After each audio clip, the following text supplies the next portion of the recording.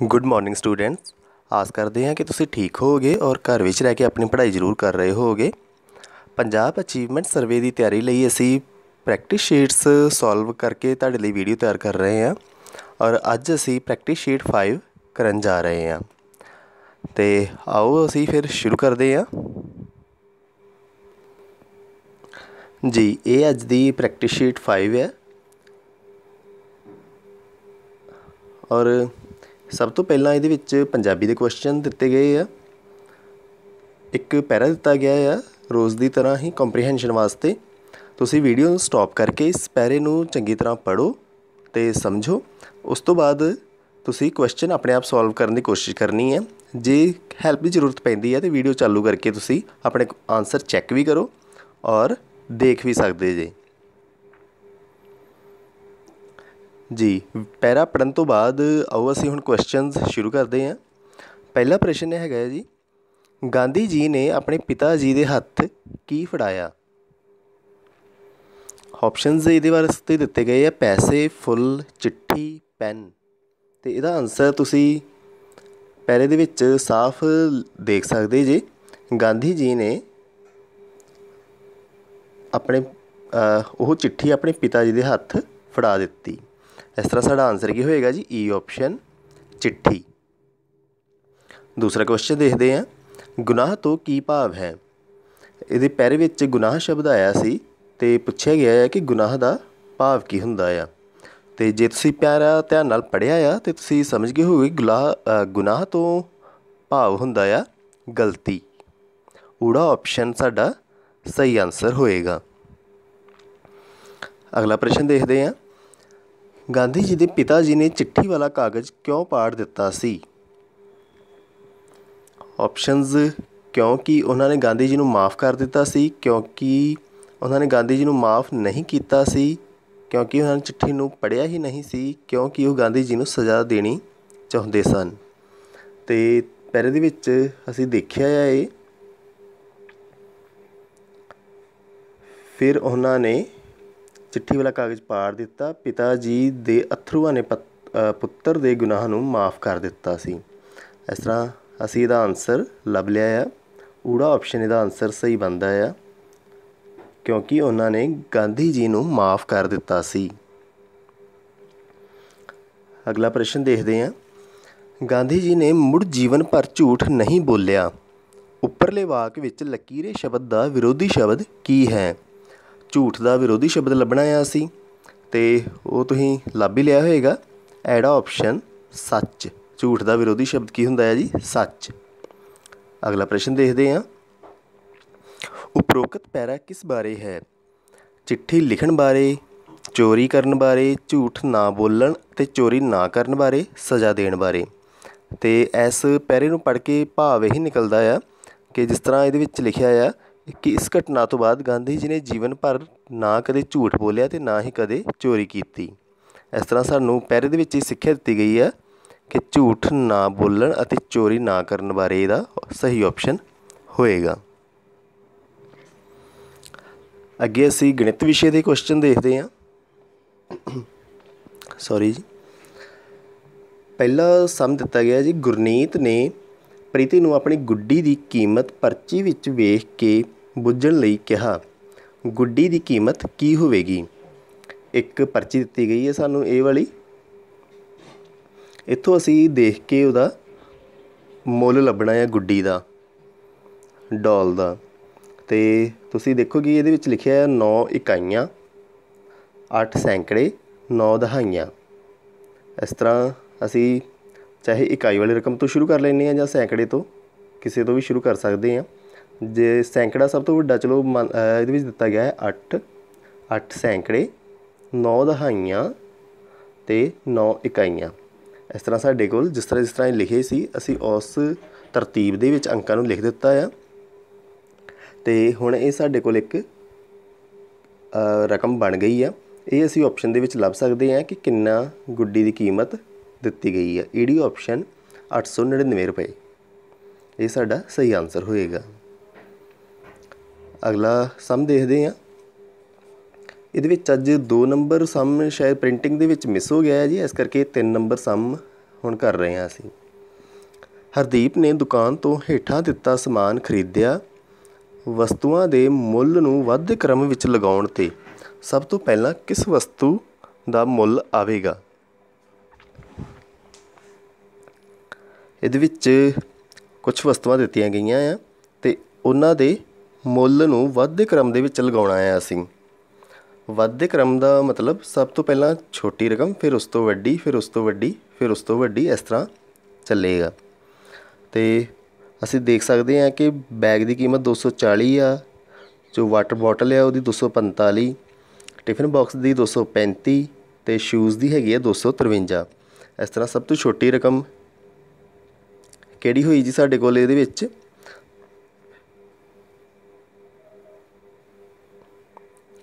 Tiffin box ਦੀ ਸਭ ਤੋਂ ਛੋਟੀ ਰਕਮ ਆ 235। ਅਤੇ ਵੱਧਦੇ ਕ੍ਰਮ ਦੇ ਵਿੱਚ ਅਸੀਂ ਸਭ ਤੋਂ ਛੋਟੀ ਰਕਮ ਨੂੰ ਹੀ ਪਹਿਲਾਂ ਲਗਾਉਣਾ ਹੁੰਦਾ ਹੈ, ਇਸ ਕਰਕੇ ਇਹੀ ਰਕਮ ਸਭ ਤੋਂ ਪਹਿਲਾਂ ਆਏਗੀ ਅਤੇ ਸਾਡਾ ਆਨਸਰ ਹੋਏਗਾ ਟਿਫਨ, ਈਡੀ ਆਪਸ਼ਨ। ਜੇ ਅਸੀਂ ਸਾਰੀਆਂ ਇਹਨਾਂ ਰਕਮਾਂ ਨੂੰ ਵੱਧਦੇ ਕ੍ਰਮ ਦੇ ਵਿੱਚ ਲਗਾਈਏ ਅਤੇ ਉਹ ਵੀ ਲਗਾ ਕੇ ਅਸੀਂ ਵੇਖ ਸਕਦੇ ਹਾਂ। ਸਭ ਤੋਂ ਪਹਿਲਾਂ ਕੀ ਆਏਗਾ? 235। ਫਿਰ ਉਸ ਤੋਂ ਵੱਡੀ ਰਕਮ ਕਿਹੜੀ ਹੈ ਜੀ? 240। ਫਿਰ ਉਸ ਤੋਂ ਬਾਅਦ 245। ਫਿਰ ਉਸ ਤੋਂ ਬਾਅਦ 253। ਇਸ ਤਰ੍ਹਾਂ ਇਹਨਾਂ ਨੂੰ ਅਸੀਂ ਵੱਧਦੇ ਕ੍ਰਮ ਦੇ ਵਿੱਚ ਲਗਾ ਸਕਦੇ ਹਾਂ ਅਤੇ ਆਨਸਰ ਸਾਡਾ ਉਹੀ ਹੈ ਜੋ ਪਹਿਲਾਂ ਲੱਭ ਚੁੱਕੇ ਹਾਂ, 235, ਕਿਉਂਕਿ ਸਭ ਤੋਂ ਪਹਿਲੀ ਵਸਤੂ ਬਾਰੇ ਪੁੱਛਿਆ ਗਿਆ ਆ ਉਹ ਟਿਫਨ ਬਾਕਸ ਹੋਏਗਾ। ਅਗਲਾ ਸਮ ਦੇਖਦੇ ਹਾਂ। ਡਿੰਪਲ ਨੂੰ ਉਸਦੇ ਜਨਮ ਦਿਨ 'ਤੇ ਦਾਦਾ ਜੀ ਨੇ 500, ਚਾਚਾ ਜੀ ਨੇ 200, ਭੂਆ ਜੀ ਨੇ 200, 250, 50 ਦਾ ਵੀ ਨੋਟ ਹੈ ਔਰ 200 ਦਾ ਵੀ ਨੋਟ ਹੈ, 250 ਦਿੱਤੇ ਰੁਪਏ ਦਿੱਤੇ। ਉਸਨੇ ਇਹਨਾਂ ਰੁਪਈਆਂ ਨਾਲ ਹੇਠ ਦਿੱਤਾ ਸਮਾਨ ਖਰੀਦਿਆ ਅਤੇ ਬਾਕੀ ਰੁਪਏ ਗੋਲਕ ਵਿੱਚ ਪਾ ਦਿੱਤੇ। ਫਿਰ ਅੱਗੇ ਉਹਨੇ ਇੱਕ ਟੈਡੀ ਬੀਅਰ ਖਰੀਦਿਆ 350 ਰੁਪਏ ਦਾ ਅਤੇ ਬਾਕੀ ਰੁਪਏ ਉਹਨੇ ਗੋਲਕ ਦੇ ਵਿੱਚ ਪਾ ਦਿੱਤੇ। ਅਤੇ ਸਾਨੂੰ ਸਮ ਪੁੱਛਿਆ ਗਿਆ ਹੈ ਕਿ ਡਿੰਪਲ ਨੇ ਕਿੰਨੇ ਰੁਪਏ ਗੋਲਕ ਵਿੱਚ ਪਾਏ, ਇਹ ਅਸੀਂ ਲੱਭਣਾ ਆ। ਅਤੇ ਇਹਦੇ ਵਾਸਤੇ ਸਾਨੂੰ ਪਹਿਲਾਂ ਕੀ ਕਰਨਾ ਪਏਗਾ ਕਿ ਟੋਟਲ ਜੋ ਰੁਪਏ ਬਣਦੇ ਆ ਉਹਨਾਂ ਨੂੰ ਜੋੜ ਕਰਨਾ ਪਏਗਾ। ਅਤੇ ਅਸੀਂ ਦੇਖਦੇ ਹਾਂ ਫਿਰ ਟੋਟਲ ਕਿੰਨੇ ਰੁਪਏ ਬਣਦੇ ਆ। ਸਭ ਤੋਂ ਪਹਿਲਾਂ 500 ਰੁਪਏ ਦਿੱਤੇ ਗਏ ਆ। ਕੁੱਲ ਕੱਢਣ ਵਾਸਤੇ ਅਸੀਂ ਕੀ ਕਰੀਦਾ ਹੈ ਜੀ? ਪਲੱਸ ਕਰ ਲੈਂਦੇ ਹਾਂ। 500 ਜਮ੍ਹਾਂ 200 ਔਰ ਜਮ੍ਹਾਂ 250। ਚਾਹੇ ਅਸੀਂ ਇਹਨਾਂ ਨੂੰ ਇਕੱਠੇ ਵੀ ਲਿਖ ਸਕਦੇ ਹਾਂ ਜਾਂ ਅਲੱਗ-ਅਲੱਗ 200 ਅਤੇ 50 ਲਿਖ ਸਕਦੇ ਹਾਂ, ਕਿਉਂਕਿ ਨੋਟ ਅਲੱਗ-ਅਲੱਗ ਲਿਖੇ ਆ, ਪਰ ਅਸੀਂ ਇਕੱਠੇ ਲਿਖ ਕੇ ਉਹਨਾਂ ਨੂੰ ਕਰ ਰਹੇ ਹਾਂ।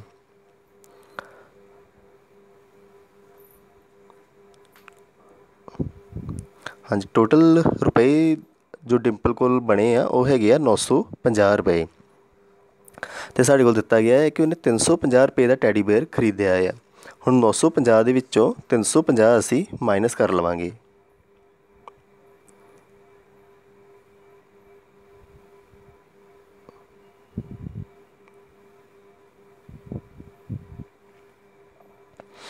ਇਸ ਤਰ੍ਹਾਂ ਸਾਡੇ ਕੋਲ ਆਨਸਰ ਕੀ ਆਏਗਾ?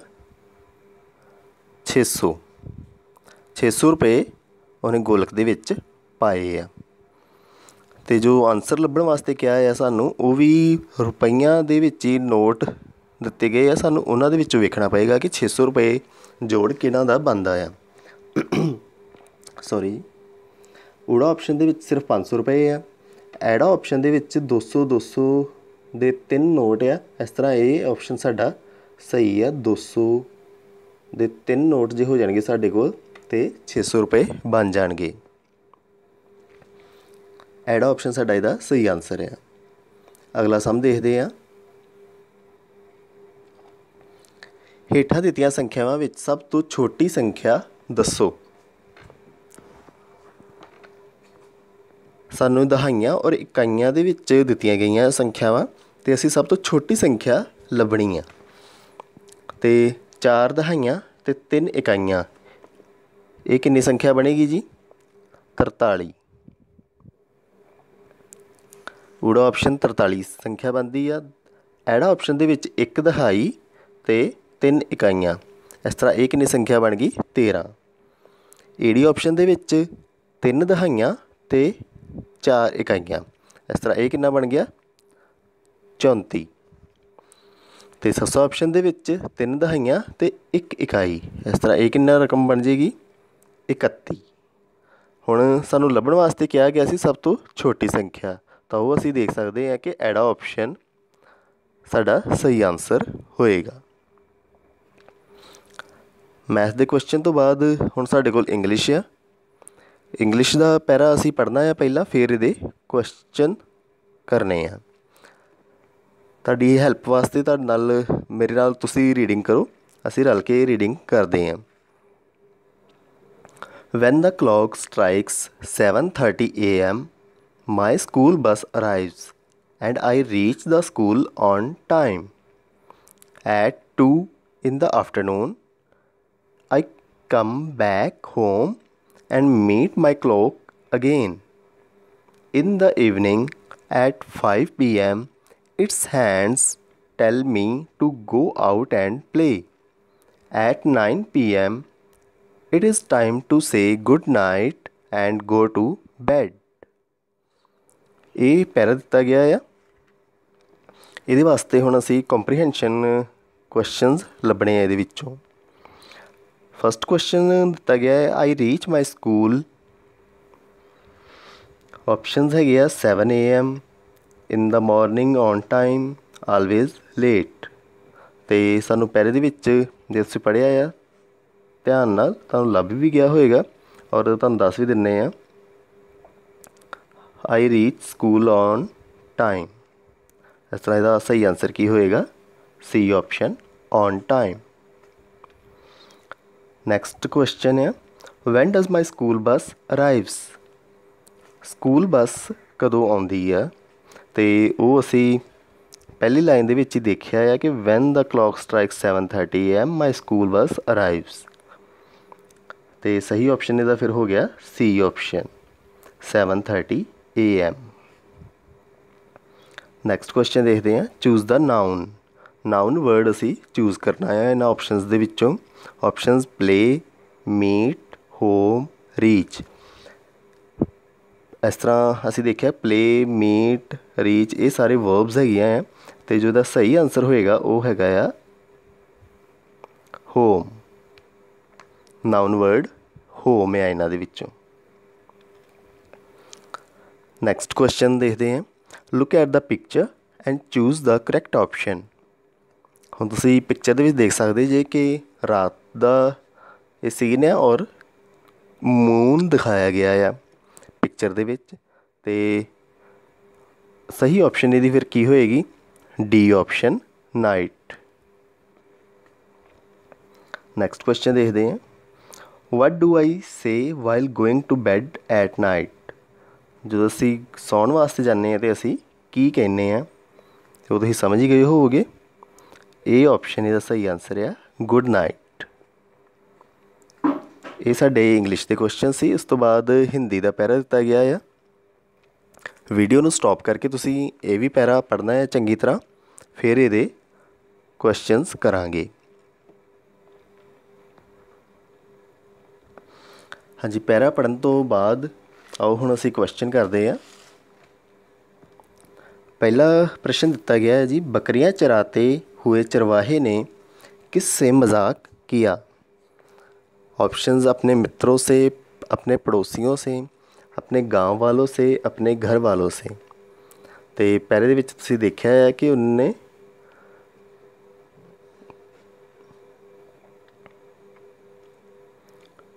गांव वालों के साथ मजाक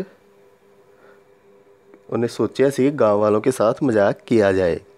इस तरह इसका ऑप्शन होएगा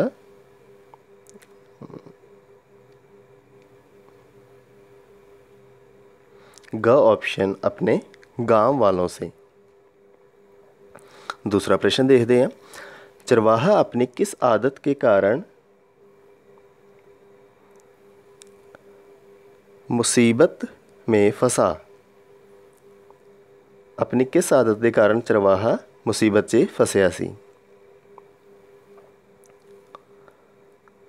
तो ये ऑप्शंस ज़ोर ज़ोर से चिल्लाने की आदत के कारण, झूठ बोलने की आदत के कारण, चालाकी करने की आदत के कारण और झगड़ा करने की आदत के कारण। तो इसका सही आंसर तुसी पहले नूं पढ़ के समझ गए होवोगे। ख ऑप्शन बनती है झूठ बोलने की आदत के कारण।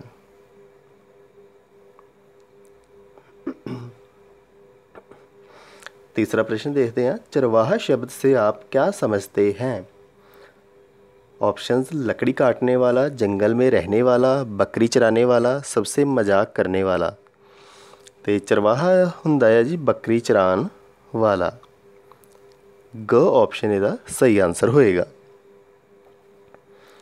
चौथा प्रश्न देखते हैं, समझ कर करें, बकरी बकरियां है तो लकड़ी क्या होगा। हुण इहदे विच तुसीं समझ गए होवोगे कि एक वचन तो बहुवचन किया गया है। बकरी तो बकरियां एक तो ज़्यादा बनाया गया है। उस तरह लकड़ी का की बनेगा, एक तो ज़्यादा लकड़ियाँ। तो सही ऑप्शन इसका होएगा ख ऑप्शन लकड़ियाँ। अगला प्रश्न देखते हैं, शेर कहाँ है, वाक्य किसने किससे कहा।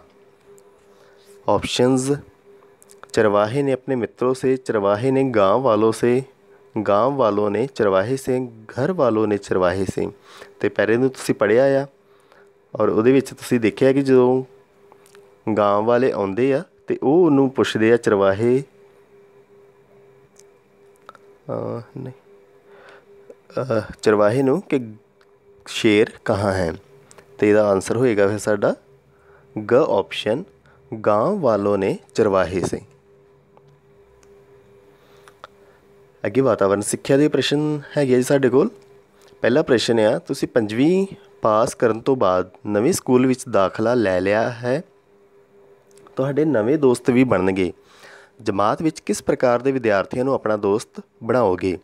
ऑप्शनस है जो चंगे आचरण वाले होण, जो अध्यापक का कहना मानते होण, जो मन ला के पढ़ते होण।